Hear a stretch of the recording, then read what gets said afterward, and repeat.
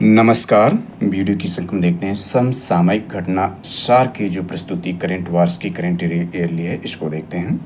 और यह लेक्चर अति महत्वपूर्ण होगा आगामी सभी प्रतियोगी परीक्षाओं के दृष्टिकोण से को ध्यान में रखते हुए।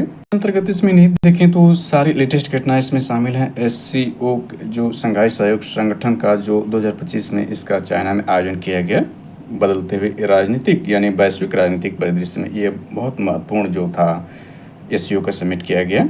इसके बाद देखें एक बहुत महत्वपूर्ण घटनाक्रम के अंतर्गत जो है नेपाल में जो बेरोजगारी के मुद्दे को लेकर के छात्रों युवाओं के जो विरोध प्रदर्शन हुआ, उसमें नेपाल की सरकार को उखाड़ फेंका। इसके बाद सुशीला कार्की जो इंटरिम प्राइम मिनिस्टर बने, इस पर भी महत्वपूर्ण लेक्चर देखा जाएगा। इसके बाद नेशनल स्पेस डे जो 23 अगस्त को मनाया गया, क्योंकि 23 अगस्त 2023 को जो है भारतीय जो चंद्रयान 3 था चंद्रमा के जो सॉफ्ट लैंडिंग किया था डार्क प्लेस में। तो इसके बाद भारत का आगामी जो मिशन है भारतीय अंतरिक्ष स्टेशन, यानी भारत को यह अंतरिक्ष स्टेशन बनाने का जो है आगामी वर्षों में यह प्रक्षेपित किया जाएगा। इसके बाद हीरो एशिया कप जो राजगीर बिहार के राजगीर में आयोजित किया गया, उसको भारत ने जीता, ये भी इम्पोर्टेंट है। इसके बाद CP राधाकृष्णन जो है 15वें उपराष्ट्रपति बने, ये भी वेरी वेरी इंपॉर्टेंट, इसमें लेटेस्ट करंट अफेयर्स शामिल हैं। ये यूजफुल फॉर देखें किसके लिए, तो उत्तर प्रदेश PCS प्रारंभिक परीक्षा 2025 के लिए, Uttar Pradesh assistant professor LT grade परीक्षा और GIC यानी जो lecturer government inter college lecture भर्ती परीक्षा के लिए महत्वपूर्ण है, वेरी वेरी इंपॉर्टेंट है। यानी UPPSC की परीक्षाओं के लिए इतनी महत्वपूर्ण ये लेक्चर है। इसके बाद SSC बैंक रेलवे अन्य एक दूसरी परीक्षाओं के लिए भी लेक्चर अति महत्वपूर्ण साबित हो सकता है। तो इस पर आधारित महत्वपूर्ण लेक्चर बना के चैनल पर अपलोड कर दिए गए हैं, तो प्लीज़ आप इस चैनल को सब्सक्राइब कर लीजिए और वीडियो को लाइक करते हुए सारे लेक्चर जाके चैनल पर देख सकते हैं, जो इस चैनल के प्लेलिस्ट में भी उपलब्ध हैं। तो इस लेक्चर को देखें तो जो इसमें आज के लेक्चर को शामिल करते हैं महत्वपूर्ण करंट अफेयर्स के रूप में, जो सिलेक्टेड नोट्स के रूप में होंगे। यानी इसमें जो करंट अफेयर्स बनाया जा रहा है वर्तमान जो ये लेक्चर है, वो सिलेक्टेड नोट्स के आधार पर है। यानी UPPSC के जो आगामी एग्जाम 12 अक्टूबर 2025 को ध्यान में रखकर इस लेक्चर को बनाया जा रहा है। और ये उसके पूछे गए अब तक जो भी करंट अफेयर्स UPPSC में पूछे गए हैं 25 से 35 या एवरेज पॉइंट 30 तक हैं, तो उसके आधार पूछे गए प्रश्नों के आधार पर इस करंट अफेयर्स को तैयार किया गया है। इसकी प्रोबेबिलिटी मैक्सिमम बनेगी आने की। जो टॉपिक कल के लेक्चर में शामिल किया गया था, उसके शेष पार्ट को इसमें शामिल करते हैं। तो इसमें समसामयिकी वार्षिकी है, जिसके अंतर्गत हम देख रहे थे, यानी इसका पूर्वावलोकन एक बार आप कर लें। इसमें चर्चित व्यक्ति को हमने देख लिया है। चर्चित व्यक्ति में जो है 2 लोगों को इसमें संत घोषित किया गया, इसको आप देख लें। और पोप लियो 14वें जो भी बने हैं, उसको भी आप यहाँ पर देख सकते हैं। ये महत्वपूर्ण रूप से हमने लेक्चर ग्रुप में शामिल कर लिया है, तो आप इस चैनल पर जाकर इस सारे लेक्चर को देख सकते हैं। यानी यह जानकारी जो यहाँ पर पोप लियो 14वें को आप देख सकते हैं, जो 267वें पोप के रूप में चुना गया, और इनको जो पोप लियो 14वें के रूप से जाना जाएगा। तो इम्पोर्टेंट एग्जाम दृष्टिकोण से यह अक्सर UPPSC के फेवरेट क्वेश्चनों में रहा है, तो आप इसको एक बार देख लें। पूर्व के लेक्चर में हमने जो है इस पर आधारित महत्वपूर्ण लेक्चर बना के चैनल पर अपलोड कर दिया, इसलिए यहाँ पर केवल पूर्वावलोकन के दृष्टिकोण से एक बार आप इसको देख सकते हैं। आज जो लेक्चर इसमें शामिल करेंगे वो साइंस व टेक के पार्ट को शामिल करेंगे। ये सारी जानकारी पूर्व लेक्चर में हम दे चुके हैं, इसलिए यहाँ पर हम चर्चा करने नहीं जा रहे हैं। यानी इसमें देख सकते हैं ऑपरेशन और अभियान भी वेरी वेरी इंपॉर्टेंट है। युद्ध अभ्यास 2025 को देखा जा सकता है, अमेरिका और भारतीय सेनाओं के बीच में है। अलास्का यानी अमेरिका में आयोजित किया गया, इसलिए इंपॉर्टेंट हो जाता है। यह वार्षिक द्विपक्षीय सैन्य अभ्यास है, इसको आप देख सकते हैं। इसके बाद मैत्री को भी आप देख सकते हैं। मैत्री जो है भारतीय सेना और थाईलैंड की सेना के बीच की दिव्य दृष्टि अभ्यास को इत्यादि को भी महत्वपूर्ण लेक्चर प्रोग्राम में शामिल कर लिया है, इसलिए यहाँ शामिल करने की आवश्यकता नहीं है, केवल एक बार इसको दृष्टि के रूप में देख लें। तो पूर्व के लेक्चर में हमने इसमें जानकारी दे दिया है। आज इसमें सिलेक्टेड नोट्स के माध्यम से देखते हैं, साइंस और टेक वाले पार्ट को देखते हैं, इसमें शामिल करते हैं इंपॉर्टेंट रूप से। तो यह आप एक बार देख लें इसको। के अंतर्गत इसमें हमने जो देखा था, यहाँ पर देख सकते हैं सशक्त पंचायत नेत्री अभियान जो 4 मार्च 2025 को यह लागू किया गया। 1 वर्ष ये चलेगा अभियान, सशक्त पंचायत नेत्री जो 1 वर्ष चलने वाला ये अभियान है। इसका उद्देश्य उसकी नेतृत्व क्षमता को तेज करना, निर्णय लेने की क्षमता सुधार करना और जमीनी स्तर पर शासन की भूमिका मजबूत करना है। किसको मजबूत करना? महिला निर्वाचित प्रतिनिधियों को। इसके बाद शतावरी बेहतर स्वास्थ्य के लिए देखें तो आयुष मंत्रालय ने 6 फरवरी 2025 को शतावरी बेहतर स्वास्थ्य के लिए नामक विशेष प्रजाति विशेष अभियान की शुरुआत की। इसका उद्देश्य देखा जा सकता है, शतावरी उद्देश्य क्या है? शतावरी के औषधि लाभों के प्रति जागरूकता बढ़ाना है। तो ये सारी जानकारी देख सकते हैं। 1 नेशन 1 सब्सक्रिप्शन, यानी इस पर हमने चर्चा कर लिया है, इसको आप देख सकते हैं।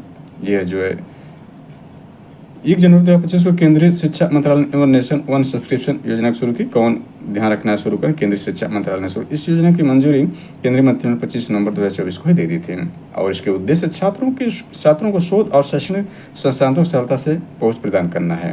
तो आप इसको देख सकते हैं, पूरी कलेक्शन में जानकारी दे दी है। ये सारी जानकारी दी जा चुकी है। अभियान आयोग और समिति पर भी हमने चर्चा कर लिया है, आप इसको देख सकते हैं। इस पार्ट में हम साइंस और टेक जो सिलेक्टेड नोट्स है उसको देखते हैं।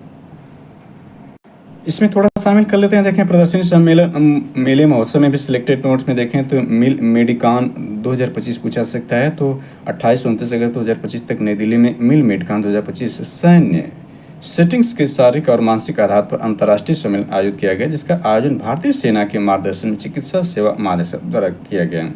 18वां अंतर्राष्ट्रीय खगोल एवं खगोल भौतिकी ओलंपियाड 2025 देखें तो 11 से 21 अगस्त 2025 के बीच मुंबई में 18वें, ध्यान रखना कि भारत के मुंबई में 18वें अंतर्राष्ट्रीय खगोल एवं खगोल भौतिकी ओलंपियाड यानी 2025 IOAA का आयोजन किया गया। इस वर्ष ओलंपियाड आयोजन विषय यानी जो इम्पोर्टेंट है वसुधैव कुटुंबकम। यही भारत में जो 2023 में G20 का 18वां सम्मेलन आयोजित किया गया था 9 से 10 सितंबर 2023 के बीच में, यही थीम थे, इसको याद रखें कि अंतर्राष्ट्रीय खगोल एवं खगोल भौतिकी ओलंपियाड 2025 की थीम भी यही जो भारत के मुंबई में आयोजित की गई थी। इसमें देखें तो इस ओलंपियाड में 60 से अधिक देशों के 300 विद्यार्थियों और 160 मेंटर हिस्सा लिया। इसके बाद देखा जाता है इंडिया मेटेक एक्सपो 2025 को भी इसमें देखा जा सकता है। ये भारत मंडपम में इसका आयोजन किया गया। उद्देश्य क्या था? इस क्षेत्र में भारत की यात्रा अवसरों को प्रदर्शित करना था। इसके बाद स्थलरूप विकासशील देशों यानी LLDC का तीसरा संयुक्त राष्ट्र सम्मेलन। स्थलरूप का मतलब इसके आसपास पानी न हो, सारे स्थल ही हो। तो ऐसे में तुर्कमेनिस्तान के आवाजा में 5 से 8 अगस्त 2025 तक स्थलरूप विकासशील देशों यानी विकसित देश नहीं, विकासशील देशों यानी LLDC पर तीसरा संयुक्त राष्ट्र सम्मेलन आयोजित किया गया। इस सम्मेलन का मुख्य विषय साझेदारी के माध्यम से प्रगति को आगे बढ़ाना है। अक्सर स्थलरूप देश में देखें तो दक्षिण अमेरिका में 2 स्थलरूप देश हैं, जिसको अक्सर UPPSC के फेवरेट क्वेश्चन के रूप में पूछा जाता है। इसमें स्थलरूप देश में बोलीविया और पराग्वे हैं, जबकि दक्षिण पूर्व एशिया में देखें यानी दक्षिण पूर्व एशिया में लाओस एकमात्र जो है वो स्थलरूप देश है। और सबसे बड़ा स्थलरूप देश देखें तो कजाकिस्तान आता है। और एशिया में सभी जो तान हैं यानी हिंदुस्तान यानी भारत को छोड़ दें और पाकिस्तान को भी छोड़ दें तो जितने सोवियत संघ रूस से निकले तान वाले जिनमें लगा हुआ है, जिसमें किर्गिस्तान, कजाकिस्तान, उज्बेकिस्तान इत्यादि जो आते हैं, वो सारे स्थलरूप देश हैं और उसमें सबसे बड़ा कजाकिस्तान है, सबसे बड़ा स्थलरूप देश।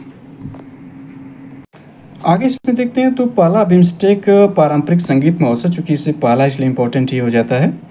और बिम्स्टेक में कौन देश हैं ये भी याद रखें कि अभी बिम्स्टेक का जो सम्मेलन यह देखें तो थाईलैंड में आयोजित किया गया था। इस पर प्रश्न अक्सर पूछ देता है। यह आयोजित किया गया, इसमें भारतीय प्रधानमंत्री नरेंद्र मोदी जी ने पार्टिसिपेट किया था। तो बिम्स्टेक का पहला संगीत महोत्सव आयोजित किया गया था। क्षेत्रीय सांस्कृतिक सहयोग के एक ऐतिहासिक क्षण के रूप में पहला बिम्स्टेक पारंपरिक संगीत महोत्सव 4 अगस्त 2025 को नई दिल्ली, ध्यान रखना है कि भारत में आयोजित किया गया। भारत के नई दिल्ली में कहाँ? भारत मंडपम में आयोजित किया गया। सप्तसुर 7 राष्ट्र एक राग शीर्षक है सप्तसुर 7 राष्ट्र एक राग। जैसे संगीत में 7 स्वर होते हैं, सा रे गा पा धा नी रे सा, वैसे यहाँ पर 7 देश हैं, देख सकते हैं बिम्स्टेक में। इस तरह से भी याद कर सकते हैं 7 देश यहाँ पर बिम्स्टेक में हैं। बिम्स्टेक में 7 सदस्य देश, जिसमें भारत, बांग्लादेश, भूटान, म्यांमार, नेपाल, श्रीलंका और थाईलैंड। ये बिम्स्टेक का मतलब बंगाल खाड़ी के देश हैं और इसमें ये सारी जानकारी इसमें दी गई, तो इसमें देखा जा सकता है। और इसमें महत्वपूर्ण एग्जाम के दृष्टिकोण से हम यदि इसमें देखें तो आपका 11वां मालाबार नदी महोत्सव, इसके सेमिकान इंडिया इसमें महत्वपूर्ण हो जाता है। यानी इसमें देखें तो सेमिकान इंडिया 2025 ये कहाँ? नई दिल्ली स्थित यशोभूमि, ध्यान रखें यशोभूमि में, जैसे कि ये अक्सर पूछ सकता है कि जो भारत मंडपम है और यशोभूमि, तो यशोभूमि में ये किया गया। सेमिकान इंडिया 2025 चौथा संस्करण था। 4 सितंबर तक चले इस सम्मेलन को भारत का सबसे बड़ा सेमीकंडक्टर इलेक्ट्रॉनिक प्रदर्शन, ये सारी जानकारी इसमें दी गई। इस सम्मेलन के प्रमुख घोषणाओं में यह शामिल है और इसमें $1 बिलियन निवेश करने के लिए प्रतिबद्ध किया गया। पहला अंतर्राष्ट्रीय पाली सम्मेलन, चूंकि इसमें पहला दे दिया गया इसलिए भी इंपॉर्टेंट है। श्रीलंका के कैंडी में भारत के सहायक उच्चायुक्त और पेराडेनिया विश्वविद्यालय के संयुक्त मेजबानी में 26 अगस्त 2025 को पाली अध्ययन के भविष्य पहला, ध्यान रखें, पहला अंतर्राष्ट्रीय सम्मेलन आयोजित किया गया। इसका थीम देखा सकता है पाली भाषा का भविष्य है। इसके बाद 26वां दिव्य कला मेला को देखा सकता है। पटना में अगस्त 2025 में 26वें जो दिव्य मेले का आयोजन किया गया। इंडिया कंजर्वेशन कॉन्फ्रेंस को भी देखा जा सकता है। इसके बाद यहाँ पर देख सकते हैं तो 28वां राष्ट्रीय ई गवर्नेंस सम्मेलन विशाखापट्टनम, आंध्र प्रदेश के विशाखापट्टनम में आयोजित किया गया, इसको भी देख सकते हैं। तीसरा संयुक्त राष्ट्र महासम्मेलन भी देखा जा सकता है कि फ्रांस के शहर नीस में आयोजित किया गया, और इसका विषय यहाँ पर महासागर संरक्षण और सतत उपयोग के लिए सभी हितधारकों को संगठित करना और कार्रवाई तेज करना है। अंतर्राष्ट्रीय आपदा रोधी अवसंरचना को भी देखा जा सकता है, फ्रांस के नीस में आयोजित किया गया। ये भी 9वां अंतर्राष्ट्रीय समुद्री सुरक्षा सम्मेलन को भी देख सकते हैं, सिंगापुर में आयोजित किया गया। कब से इसमें डेट दिया गया, थीम यहाँ पर दिया गया है। इसके बाद देख सकते हैं 12वां वैश्विक अंतरिक्ष अन्वेषण सम्मेलन है, थीम भी दिया गया। इसमें इंपॉर्टेंट आते हैं एग्जाम के लिए, वेरी वेरी इंपॉर्टेंट है मेघयान 25, यानी एग्जाम दृष्टिकोण से मेघयान 25 और बेब्स 2025, इसको भी 25 ही कर सकता है क्योंकि 2025 की आयोजन में है। तो विश्व मौसम विज्ञान संगठन यानी WMO के गठन और WMO दिवस 2025 के उपलक्ष्य में भारतीय नौसेना के मौसम विज्ञान और महासागर विज्ञान संगोष्ठी का तीसरा संस्करण मेघयान 2025, यानी इसको मेघयान 25 केवल लिखा है, तो आप मेघयान 2025 ही उसका मतलब है, का आयोजन किया 14 अप्रैल 2025 को नई दिल्ली में किया गया है।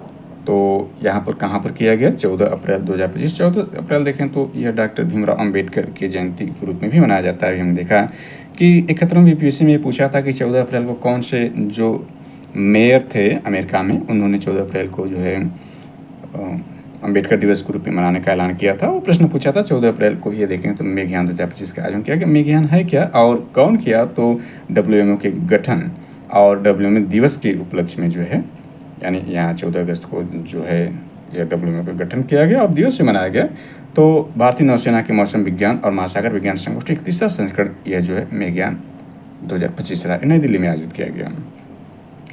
वेब्स 2025 देखें तो देश में मीडिया और मनोरंजन उद्योग को बढ़ावा देने व उसके वैश्विक प्रभाव को बढ़ने के उद्देश्य से विश्व दृश्य श्रव्य और मनोरंजन शिखर सम्मेलन यानी वेब्स का पूरा रूप देखें तो world audio visual and entertainment summit Mumbai के जियो वर्ल्ड कन्वेंशन सेंटर में 1 से 4 मई 2025 को आयोजित किया गया। और इसका देखें सम्मेलन का मूल वाक्य या थीम कर सकते हैं कनेक्टिंग क्रिएटर्स कनकरिंग एंड कंट्रीज। यह रहा प्रकृति 2025 भी इसमें इंपॉर्टेंट है, नई दिल्ली में आयोजित किया गया प्रकृति 2025। ये सारी जानकारी इसमें दी गई, देख सकते हैं आप।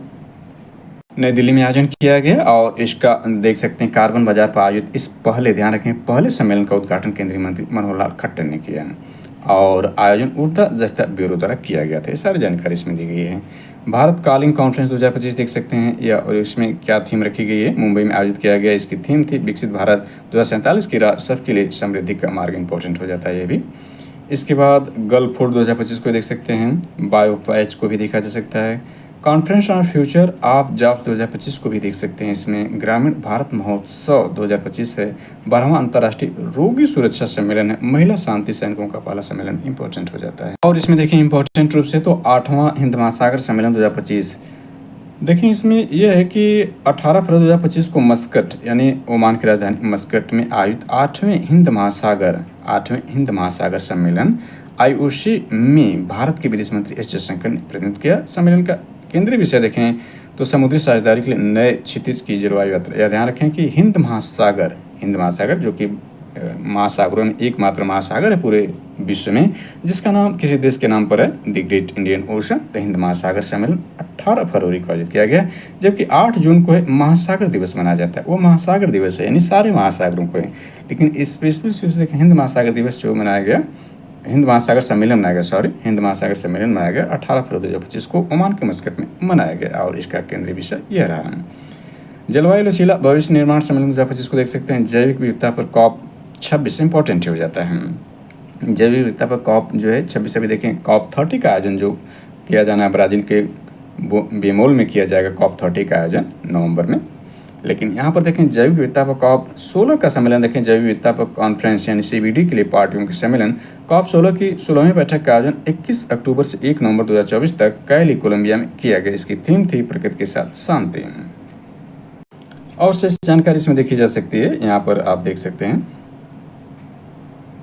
और यहाँ भी पहला एशियाई बौद्ध शिखर सम्मेलन, ये चूंकि पहला जोड़ दिया इसलिए इंपॉर्टेंट है। भारत सरकार और अंतर्राष्ट्रीय बौद्ध संघ के सौजन्य से 5 से 6 नवंबर 2024 को नई दिल्ली में इस सम्मेलन का आयोजन किया गया। सम्मेलन की थीम ये थी एशिया को सुदृढ़ करने में बौद्ध धर्म की भूमिका। और 8वीं इंडिया मोबाइल कॉन्फ्रेंस को देखा जा सकता है कि इसका यह रहा और ये इसकी थीम रही। आयोजन नई दिल्ली में किया गया। चलिए अब विज्ञान और प्रौद्योगिकी को शामिल करते हैं इसमें सिलेक्टेड नोट के माध्यम से। तो बंगलुरु स्थित रमन इंस्टीट्यूट में सिंगल बोर्ड कंप्यूटर विकसित किया। यानी इसके अंतर्गत देखें तो बंगलुरु के रमन इंस्टीट्यूट यानी RRI ने एक क्रांतिकारी सिंगल बोर्ड कंप्यूटर यानी SBC यानी जो सिंगल बोर्ड कंप्यूटर है SBC विकसित किया, जिसका आकार सिर्फ क्रेडिट कार्ड जितना और इसे चंद्रमा आधारित प्रत्यूष मिशन में प्रयोग किया जाएगा। यह मिशन ब्रह्मांड के कॉस्मिक डान यानी तारे और आकाश गंगाएं बनने के शुरुआती दौर के रहस्यों को उजागर करने के लिए तैयार किया गया है। तो इंपॉर्टेंट हो जाता है, इसको आप नोटेड पॉइंट के रूप में रखें। सारी जानकारी इसमें दी गई है। बंगलुरु की एक महिला में दुर्बल रक्त समूह यानी क्रीब मिला है। जैसे रक्त समूह देखें तो आपका A होता है, B होता है, AB होता है, O होता है, उसी प्रकार से एक रक्त समूह जो दुर्लभ है CRI मिला है। ये बंगलुरु की एक महिला है। भारत और ब्रिटेन के वैज्ञानिकों रक्तदान चिकित्सा में एक ऐतिहासिक उपलब्धि हासिल करते बंगलुरु के निकट कोलार की 38 वर्षीय महिला में दुनिया के सबसे दुर्लभ रक्त समूह यानी इसका पूर्ण रूप भी पूछ सकता है, यह है क्या CRIB। CR का मतलब क्रोमर, I का मतलब इंडिया और B का बंगलुरु की पहचान की है। मणिपाल अस्पताल, ये सब जानकारी इसमें। महिला के रक्त में पैन रिएक्टिविटी थी जिसका उसके शरीर पर रक्त सैंपल को अस्वीकार कर रहा था। तो यहाँ पर इम्पोर्टेंट हो जाता है। CRIB का अर्थ है क्रोमर रक्त समूह प्रणाली और IB यानी इंडिया और बंगलुरु जहाँ इसकी पहचान हुई है।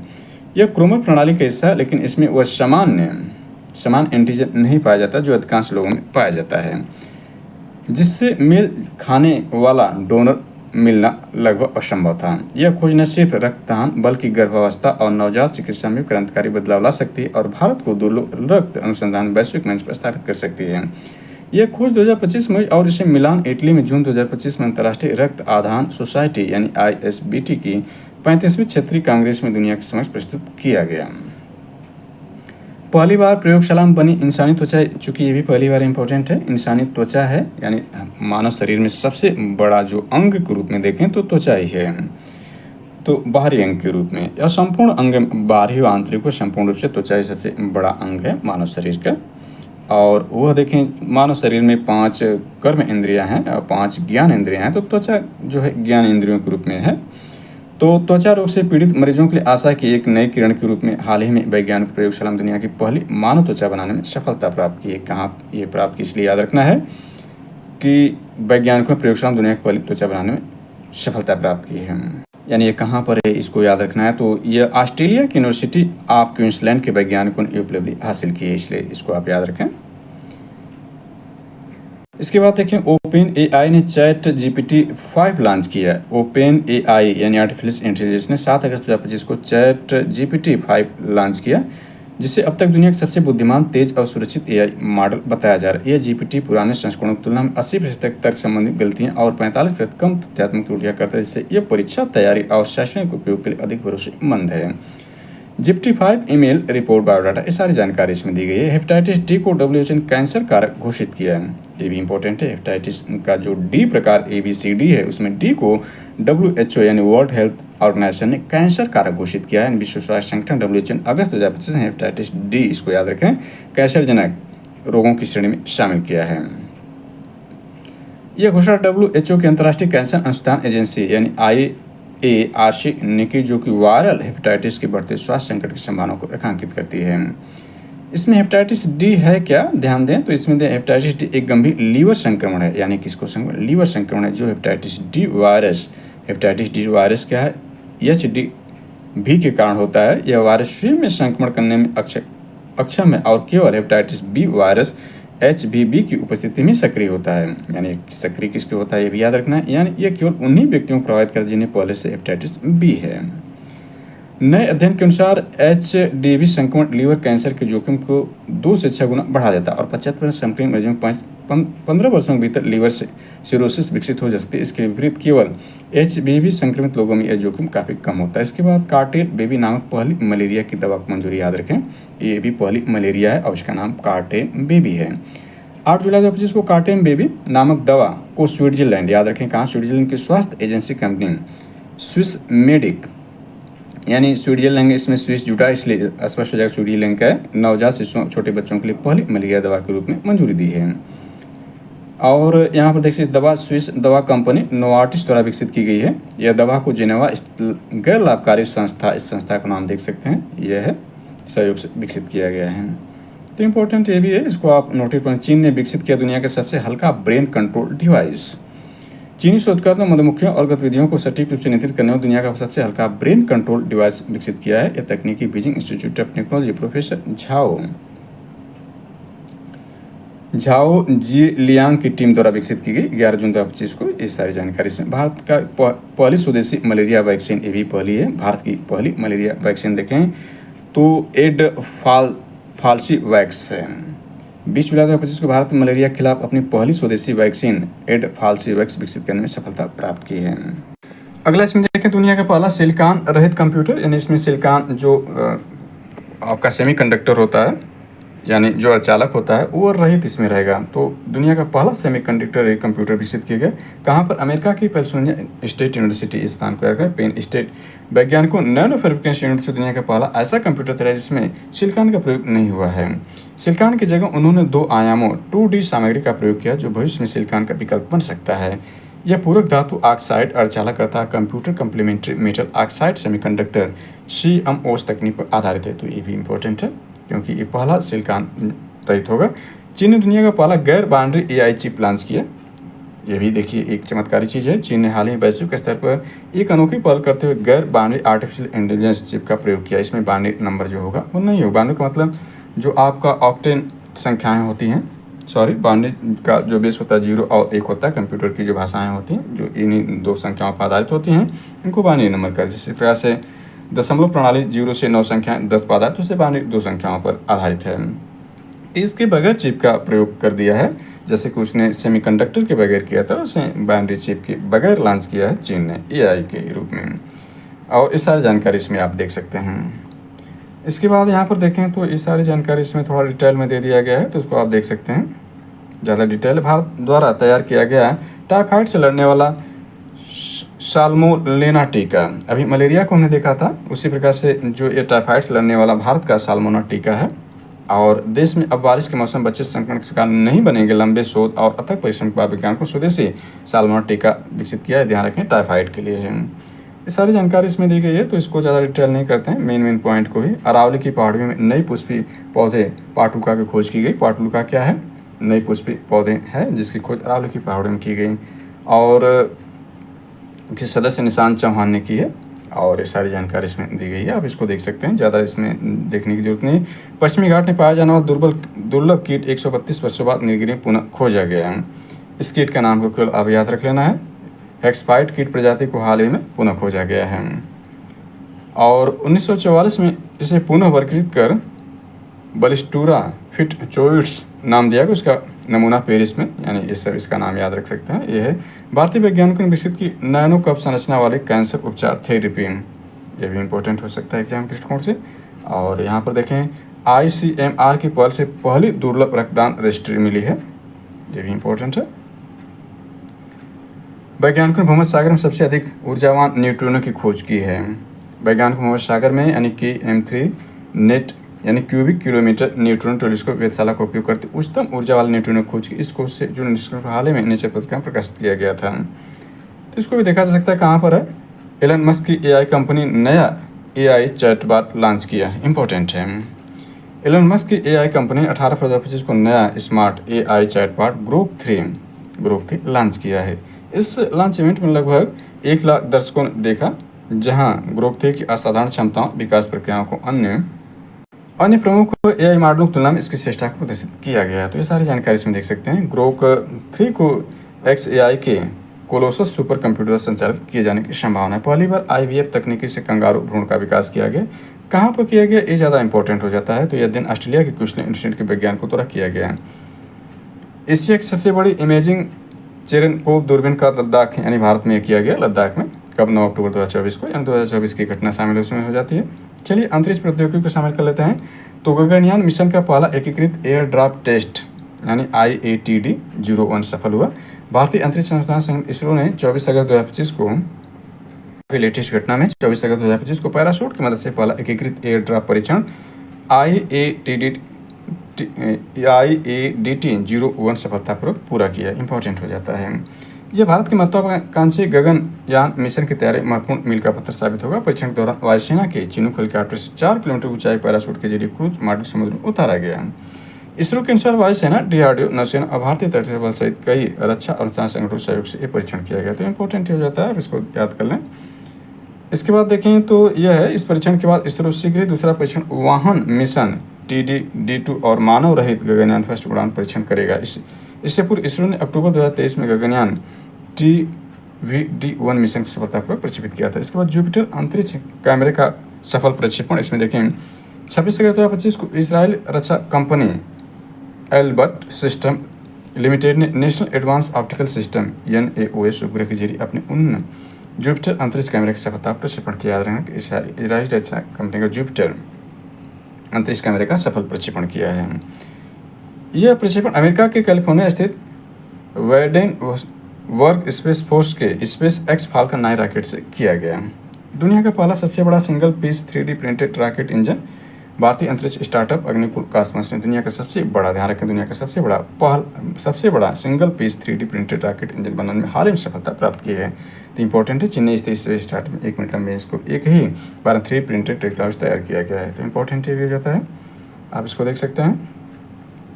2022 में शुरुआत टाटा सन्स के चेयरमैन एन चंद्रशेखर और इसरो चीफ, उस दौरान इसरो चीफ जो एस स्वामीनाथन की थी।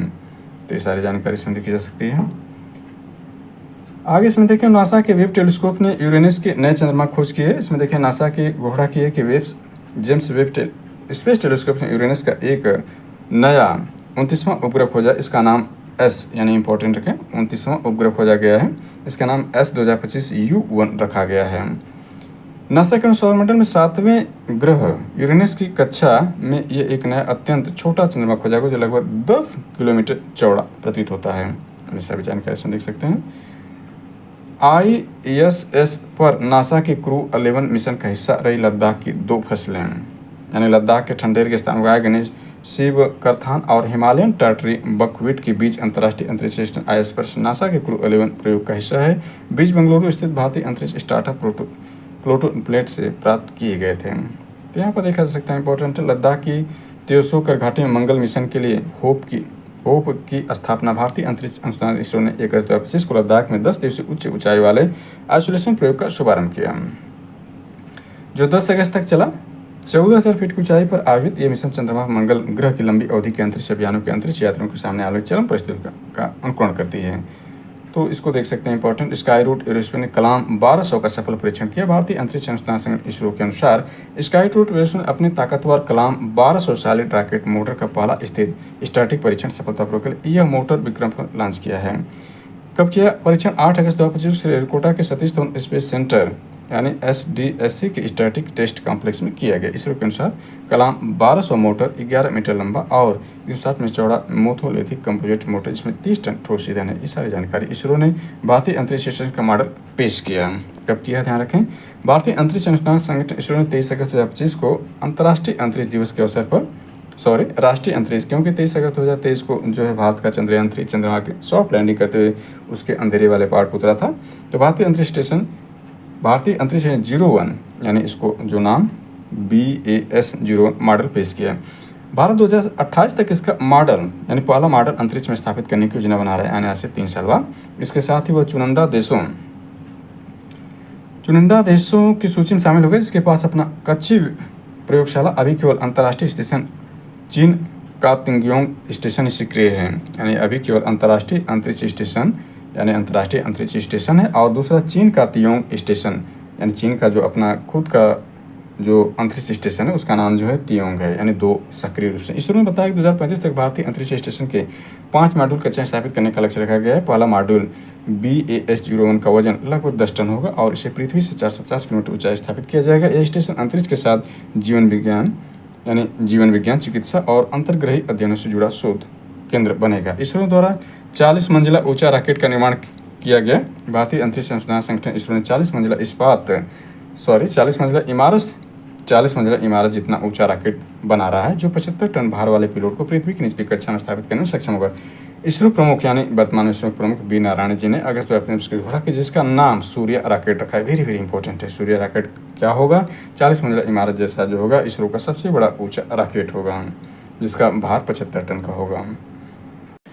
आगे इसमें जानकारी दी कि इसको देखा जा सकता है। इसरो द्वारा अरुणाचल प्रदेश के सियोमी जिले में अंतरिक्ष प्रयोगशाला का उद्घाटन किया गया।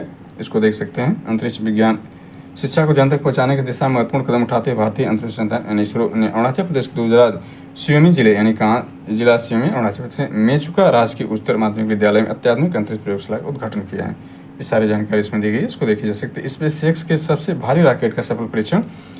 स्पेसएक्स ने अपने विशाल रॉकेट स्टारशिप का 10वां परीक्षण उड़ान 26 अगस्त 2025 सफलतापूर्वक पूरा किया। इंपॉर्टेंट हो जाता है कि 26 अगस्त 2000 पूरा यानी भारत के अंतरिक्ष दिवस के 3 दिन बाद यह पूरा किया है स्पेसएक्स ने। स्टारशिप दुनिया की सबसे ऊंचा और ताकतवर रॉकेट है। इसकी ऊंचाई 403 फीट है। यह स्टेनलेस स्टील से बना है। टेक्सास के स्टारबेस में रॉकेट आसमान उड़ान भरी। यानी सारी जानकारी देख सकते हैं। नासा 2027 के बाद मिशन की स्टारशिप को चुना। वहीं एलन मस्क का लक्ष्य अगले साल ही बिना इंसान वाला स्टारशिप मंगल भेजने का है। इस टेस्ट फ्लाइट की सफलता ने इन दोनों मिशनों को उम्मीद जला दी। रूस 2036 तक वेनेरा डी शुक्र मिशन लॉन्च करेगा। वेरी वेरी इंपॉर्टेंट हो जाता है कि वेनेरा डी किसका अभियान है? रूस का है। तो रूस ने अपने नए राष्ट्रीय अंतरिक्ष कार्यक्रम तक 2034 से 2036 के बीच वेनेरा डी मिशन के माध्यम से शुक्र ग्रह यानी वेनस की खोज में वापसी करेगा। यह परीक्षण मिशन में एक लैंडर, ऑर्बिटर यान और गुब्बारा जांच यान बैलून प्रोब शामिल होंगे। वेरी वेरी इंपॉर्टेंट ये भी है। इसके बाद देखें तो ISS पर 18 दिन के प्रवास के बाद शुभांशु शुक्ला की पृथ्वी पर से वेरी वेरी इंपॉर्टेंट प्रश्न बन जाता है। इसमें देखें तो भारत के अंतरिक्ष मिशन गगनयान के लिए चयनित ग्रुप कैप्टन यानी ध्यान रखें ग्रुप कैप्टन शुभांशु शुक्ला 3 अन्य विदेशी अंतरिक्ष यात्रियों के साथ 18 दिन तक अंतर्राष्ट्रीय स्टेशन ISS पर प्रवास के पश्चात 15 जुलाई 2025 को सुरक्षित पृथ्वी पर लौटाए। कब लौटे? इंपॉर्टेंट 15 जुलाई 2025 को। अमेरिकी स्पेस कंपनी, इस कंपनी को याद रखें, एक्सियोम के स्पेसएक्स और नासा के सहयोग से संपन्न एक्सियोम मिशन तहत भारतीय वायुसेना के ग्रुप कैप्टन शुभांशु शुक्ला अंतर्राष्ट्रीय अंतरिक्ष स्टेशन ISS पर प्रवास करने वाले भारत के पहले अंतरिक्ष यात्री बने। शुभांशु शुक्ला पर भारतीय वायुसेना के विंग कमांडर राकेश शर्मा ने 1984 में तत्कालीन सोवियत संघ से सोवियत इंटर कॉस्मोस कार्यक्रम तहत सोयूज टी, इसको भी याद रखें, सोयूज टी सेकंड के जरिए अंतरिक्ष की यात्रा की थी। सैल्यूट 7 ऑर्बिटल स्टेशन पर लगभग 8 दिन बिताए थे। यानी 8 दिन बिताए थे, ये 15 दिन बिताए। मूलतः लखनऊ के 40 वर्षीय शुभांशु शुक्ला उन 4 पायलटों में से जिन्हें इसरो गगनयान मिशन के लिए चुना गया था। एक्सियोम स्पेस के इस मिशन के लिए लंबे प्रशिक्षण के पश्चात शुभांशु शुक्ला ने एलन मस्क की कंपनी स्पेसएक्स के फाल्कन 9 रॉकेट से ड्रैगन कैप्सूल के जरिए अंतर्राष्ट्रीय अंतरिक्ष स्टेशन ISS की उड़ान 25 जून 2025 को भरी थी। ड्रैगन की यह उड़ान एक्सियोम 4 मिशन के तहत नासा के सहयोग से संपन्न की। इस मिशन के तहत 4 अंतरिक्ष यात्रियों को ISS में भेजा गया, जो 28 घंटे की उड़ान पर 26 जून को शाम 4 बजे भारतीय समयानुसार ISS पर जुड़े। नासा के पूर्व अंतरिक्ष यात्री पैंगी ह्यूस्टन, जो 5 बार अंतरिक्ष यात्रा करके 675 दिन अंतरिक्ष बिता चुके के नेतृत्व में भेजे गए इस दल में पोलैंड के, यानी इनको भी याद रखना है, पोलैंड के स्लावोज उनावस्की विनिवेस्की, यानी इनका नाम ऐसा है, हंगरी के टिबोर कापू भी शामिल रहे। भारत के ग्रुप कैप्टन शुभांशु शुक्ला तथा हंगरी व पोलैंड के यह दोनों यात्री, यानी हंगरी के रहे और पोलैंड, ये हंगरी के हैं और पोलैंड के और भारत के दोनों यात्री पहली बार अंतरिक्ष यात्रा गए थे।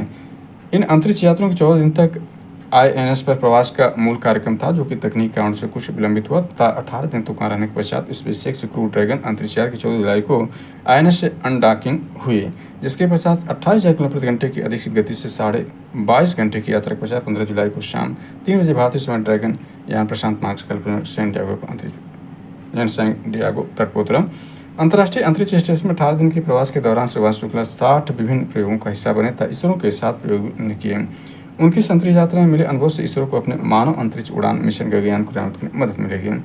यही कारण है कि 104 मिशन पर 550 करोड़ इसरो ने खर्च किए। गगनयान को 2027 में लॉन्च किए जाने की संभावना है। इस मिशन के तहत भारत में 3 अंतरिक्ष यात्रियों पृथ्वी से 400 किलोमीटर ऊंचाई से भेजा जाएगा। रूस ने अंतरिक्ष स्टेशन से यान प्रक्षेपण संबंधी तकनीकी पेटेंट करवाया, यानी स्पेस टेक्नोलॉजी क्षेत्र में रूस ने एक बार फिर बड़ी उपलब्धि अर्जित की। रूसी अंतरिक्ष एजेंसी ने एक ऐसी तकनीकी विकसित की जो भविष्य में अंतरिक्ष युद्ध की दिशा तय कर सकती है। इस तकनीक के द्वारा रूस अब स्पेसक्राफ्ट को बिना किसी मानव हस्तक्षेप से ऑर्बिटल स्टेशन लॉन्च कर सकेगा। इतना नहीं, नए रूसी ऑर्बिटल स्टेशन ROS की देखभाल इंसान नहीं बल्कि रोबोट्स करेंगे। इंपॉर्टेंट है, थोड़ा सा इसको एक बार रिपीट कर लेते हैं। कि 18 दिन प्रवास किया शुभांशु शुक्ला ने। 15 जुलाई को वापसी हुई, 25 जून को यह भेजा गया था एयरक्राफ्ट और एक्सएमओ फॉर मिशन रहा। और इसमें देखें जो है 4 लोग शामिल थे और 4 लोगों में देख सकते हैं कौन लोग शामिल थे। 4 लोगों में जो नेतृत्व किया था पेनी ह्यूस्टन ने किया था और इसमें भारत के अलावा जो है पोलैंड के थे और टिबोर जो है हंगरी के शामिल थे। और ये कब देख सकते हैं 26 जून को शाम 4 बजे यह जो है पहुंचा था। 25 जून को इन लोगों को भेजा गया था 25 जून को। और ड्रैगन की यह उड़ान एक्सट्रीम 4 मिशन नासा के सहयोग से संपन्न की गई थी। और ड्रैगन को देख सकते हैं फाल्कन 9 रॉकेट से भेजा गया था। और 18 दिन के बाद जो है यह यानी धरती पर पुनः वापस आया था। इसको देख सकते हैं 14 जुलाई को अनडॉकिंग हुई थी और 15 जुलाई को शाम 3 बजे यह जो है कहाँ पर सैन डिएगो तट पर उतरा था 18 दिन प्रवास के बाद। तो इंपॉर्टेंट है, सारी जानकारी को इसमें आप कलेक्ट कर लें। इसके बाद यहाँ पर देख सकते हैं IOS-09 के प्रक्षेपण के इसरो का 101वां मिशन विफल हुआ। इसको देखें, इंपॉर्टेंट है। 18 मई 2025 को भारतीय अंतरिक्ष अनुसंधान संगठन इसरो द्वारा प्रक्षेपण वाहन यानी PSLV C61 द्वारा प्रक्षेपित पृथ्वी अवलोकन उपग्रह EOS-09 मिशन सफल नहीं हो सका। PSLV 61 के जरिए प्रक्षेपित किया गया पृथ्वी अवलोकन उपग्रह यानी EOS-09 फरवरी 2022 में प्रक्षेपित EOS-04 का दूसरा संस्करण था। इसका उद्देश्य रिमोट सेंसिंग डाटा उपलब्ध कराना था। इससे विशेष रूप से एंटी टेररिस्ट ऑपरेशन यानी टेररिस्ट ऑपरेशन घुसपैठ संदिग्ध गतिविधियों को पता लगाने के लिए तैयार किया गया था। तो 101वां मिशन भारत का असफल रहा। इसमें जो भेजा EOS-09 मिशन था PSLV C61 से भेजा गया था 18 मई 2025 को। इसको आप नोटेड पॉइंट के रूप में रखें। सारी जानकारी इसमें दी गई है। इसमें देखें PSLV C61 की 18 मई 2025 की उड़ान की विफलता से पूर्व PSLV की 2 उड़ानें अपने मिशन में असफल रही थी।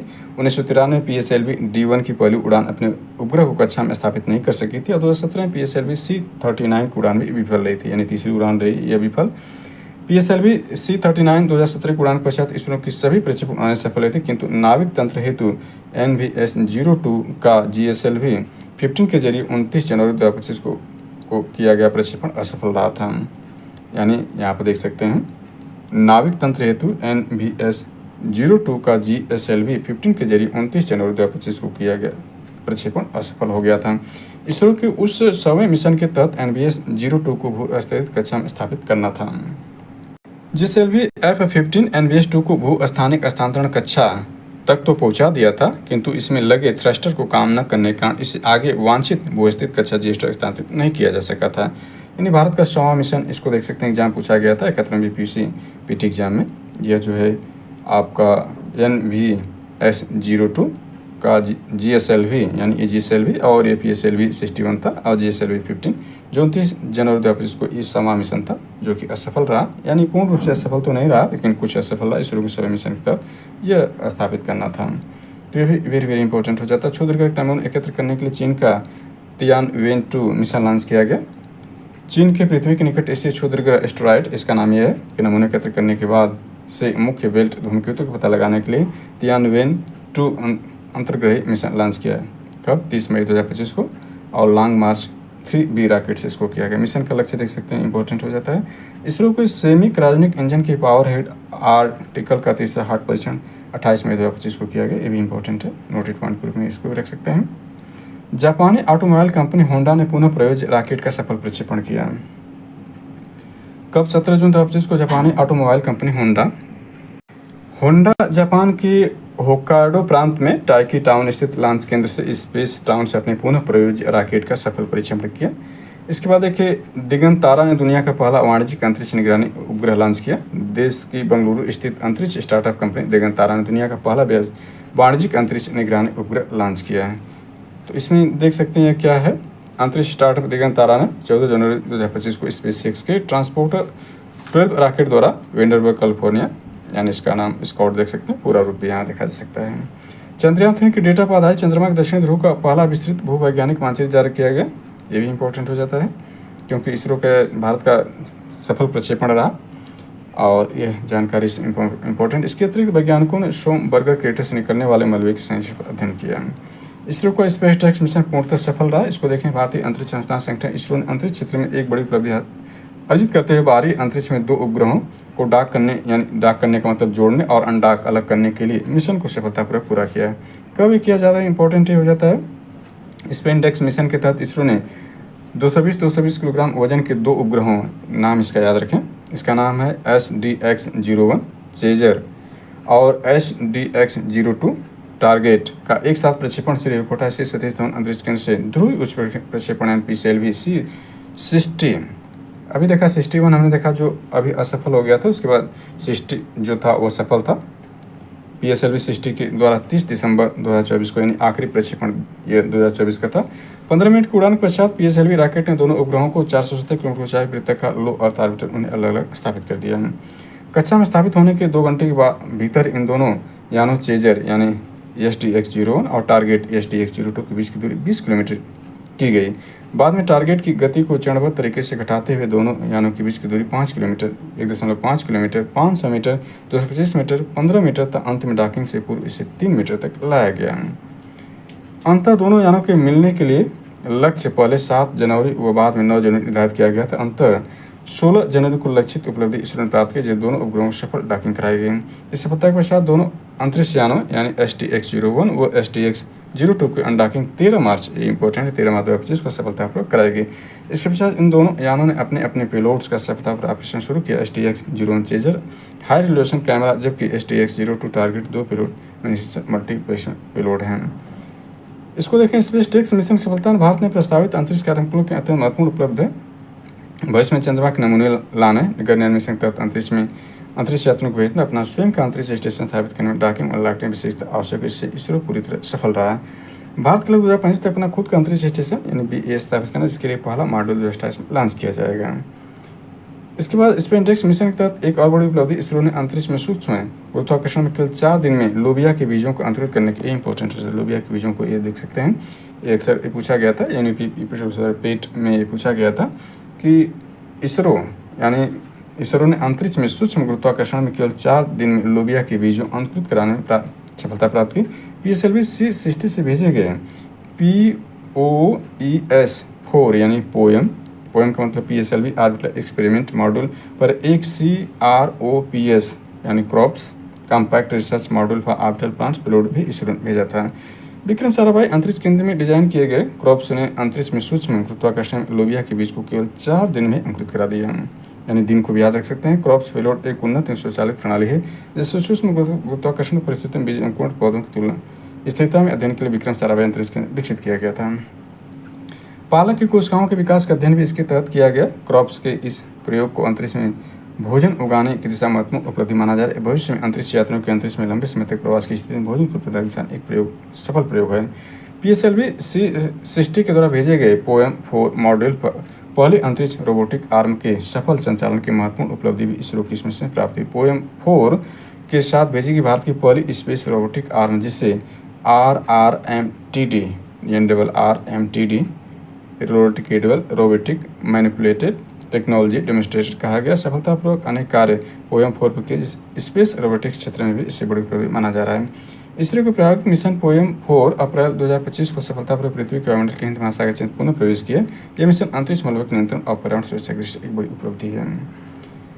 इसके बाद यहाँ देख सकते हैं, यह है कि मिशन के दौरान पोएम-4 ने कुल 24 पेलोड वैज्ञानिक प्रयोग किए, जिसमें 14 इसरो और 10 निजी स्टार्टअप सम्मिलित हैं। सुनीता विलियम्स की ड्रैगन कैप्सूल धरती पर से इंपॉर्टेंट है भी है। भारतीय मूल की अमेरिकी अंतरिक्ष यात्री सुनीता विलियम्स की अंतर्राष्ट्रीय अंतरिक्ष स्टेशन पर 9 महीने के प्रवास के बाद 19 मार्च 2025 को धरती पर सुरक्षित वापसी हुई। एलन मस्क की company SpaceX dragon capsule crew 9 Sunita Williams सहित 4 अंतरिक्ष यात्रियों के साथ फ्लोरिडा के समुद्र में लैंड हुआ, जहां से अंतरिक्ष यात्रियों को 15 दिनों पुनर्वास कार्यक्रम के लिए ह्यूस्टन लाया गया। धरती पर वापस लाए गए अंतरिक्ष यात्रियों सुनीता विलियम्स बुच बिलमोर 9 महीने 14 दिन के बाद पृथ्वी पर वापस लौटे थे। क्रूज 9 के 2 अन्य अंतरिक्ष यात्री ये रहे आपके। सुनीता विलियम्स बुच बिलमोर बोइंग और नासा के 8 दिन के ज्वाइंट क्रू मिशन टेस्ट 5 जून 2024 को गए थे, यानी 5 जून 2024 को गए थे 8 दिन के मिशन पर, लेकिन वो काफ़ी दिन 9 महीने 14 दिन तक रह गए। और ये सारी जानकारी इसमें देख सकते हैं। इसरो के अंतरिक्ष अनुप्रयोगों के लिए स्वदेशी 32 बिट माइक्रो प्रोसेसर विकसित किया है। भारतीय अंतरिक्ष अनुसंधान संगठन ने मार्च 2025 को 2 उन्नत 32 बिट माइक्रो प्रोसेसर विक्रम 3201 और कल्पना 3202 के सफल विकास की घोषणा की है। वैज्ञानिकों ने आकाशगंगा के चारों आइंस्टीन रिंग की खोज की है। यहाँ देख सकते हैं, यूरोपीय अंतरिक्ष एजेंसी के यूक्लिड अंतरिक्ष दूरबीन से पृथ्वी से लगभग 590 मिलियन प्रकाश वर्ष स्थित आकाशगंगा आस्टिन रिंग यानी प्रकाश दुर्लभ अंगूठी रिंग की खोज की है। ये सारी जानकारी इसमें दी गई, इसको आप देख सकते हैं। इसके बाद देखें फायरफ्लाई के ब्लू घोस्ट मिशन की चंद्रमा पर सफल लैंडिंग कौन किया? एक अमेरिकी कंपनी फायरफैक्स स्पेस ने अपने ब्लू घोस्ट मिशन को सफलतापूर्वक लॉन्च किया है। कब? 2 मार्च 2025 को। यह सीधा उड़ने वाला पहला और निजी क्षेत्र का दूसरा मिशन बना है। ये सारी जानकारी इसमें कवर की गई। इसरो ने दुनिया का सबसे बड़ा 10 टन प्रोडक्ट मिक्सर का अनावरण किया। कब किया? 13 फरवरी 2025 को किया। दुनिया का सबसे बड़ा 10 टन प्रोडक्ट मिक्सर का अनावरण किया है। ये सारी जानकारी। स्पेस एक्स का फ्रैम 2 मिशन, फ्रैम 2 कब किया गया? 31 मार्च 2025 को। स्पेस एक्स के ऐतिहासिक उपलब्धि हासिल करते हुए फ्रैम 2 यानी फ्रैम 2 जो पृथ्वी की ध्रुवीय कक्षा में जाने वाला पहला मानव अंतरिक्ष मिशन है।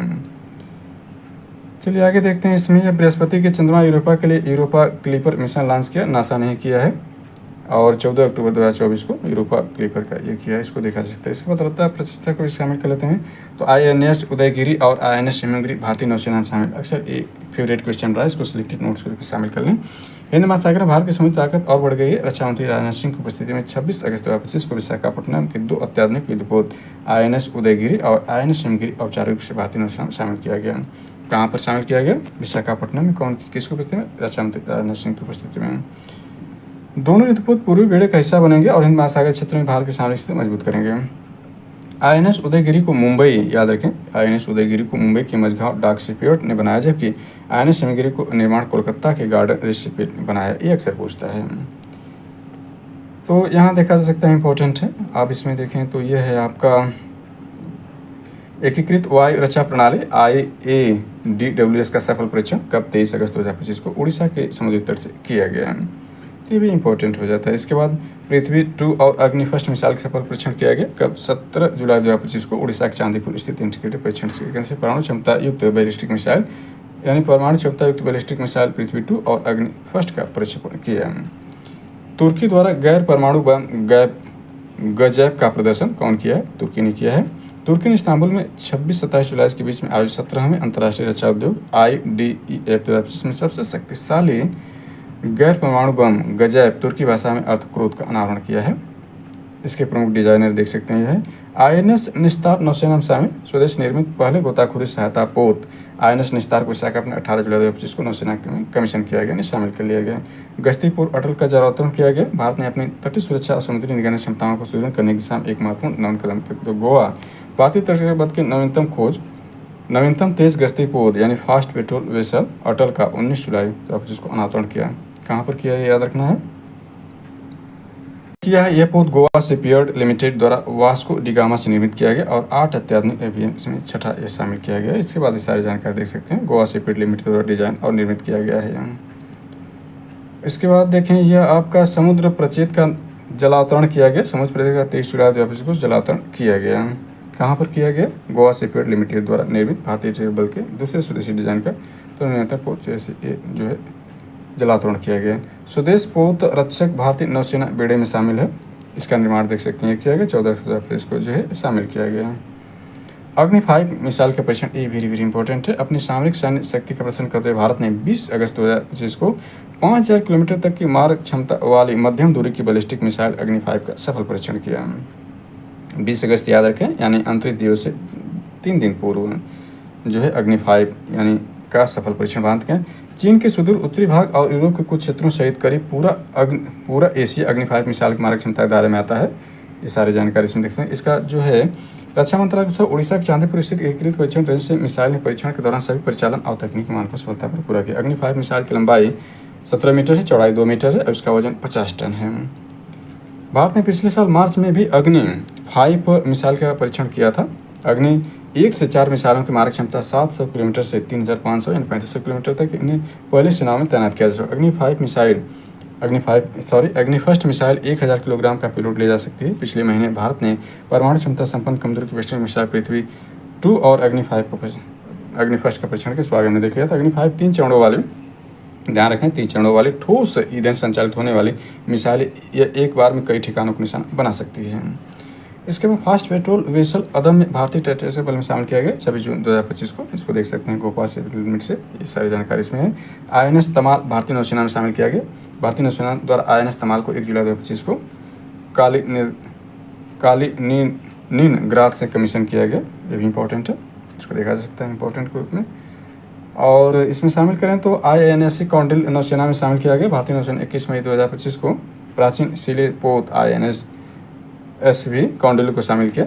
इसमें भी देखा IIT मद्रास समुद्र इंजीनियरिंग विभाग का सहयोग से प्राप्त हुआ। इसके बाद ये मानव रहित हवाई जहाज UAV रुद्रास का सफल परीक्षण किया है। कौन किया, ध्यान रखें, मानव रहित है। भारतीय सेना ने Solar Defence and Aerospace Limited यानी सडाल द्वारा विकसित hybrid vertical take off and landing यानी VTOL मानव रहित हवाई यान UAV रुद्रास का सफल परीक्षण किया है।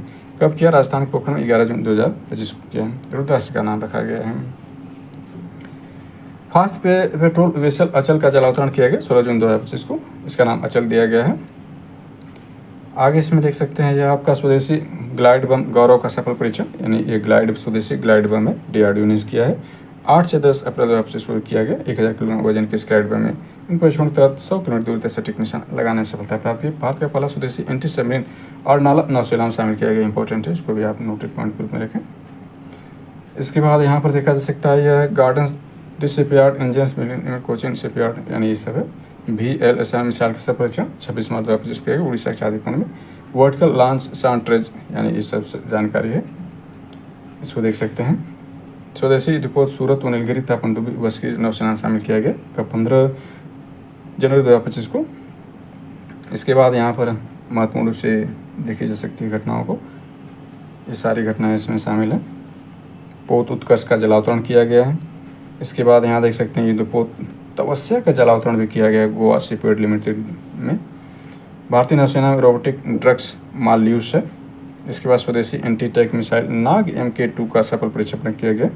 यहाँ देख सकते हैं जनवरी 2025 के राजस्थान के पोखरण में किया गया यह परीक्षण। भारतीय नौसेना के बार्ज यानी SLAIM का शुभारंभ किया गया, ये 14 फरवरी 2025 को। इसके बाद पनडुब्बी S4 का जलावतरण जो है अक्टूबर 2024 में, 2024 का न्यूज आ गया करंट अफेयर्स के रूप में। बहुउद्देशीय पोत समर्थक का जलावतरण 14 अक्टूबर 2024 को किया गया। तो ये सारी जानकारी है। इसके बाद नवीनतम पुस्तकें आती हैं। नवीनतम पुस्तकों में आप देखना चाहें तो इसको देख लें। इस बार वेबसाइट पूछ देता है, इसमें सिलेक्टेड नोट्स के रूप में देखें तो यह आपका आ जाएगा अनुदित राज देखें तो Mother Mary comes to me संस्मरण है अनुदित राज के, वेरी वेरी इंपॉर्टेंट ये भी है। यहाँ देखें तो MS Swaminathan the man who fed India Priyambada Jayakumar जी का है। और ये भी देख सकते हैं the new world 21st century global order of the India Ram Madhav ji की है। यानी इसमें जो महत्वपूर्ण लेखक को आप इसको याद कर सकते हैं और उनके रचनाओं को अक्सर कृतियों को पूछा जा सकता है, जो महत्वपूर्ण लेखक इसमें शामिल हैं।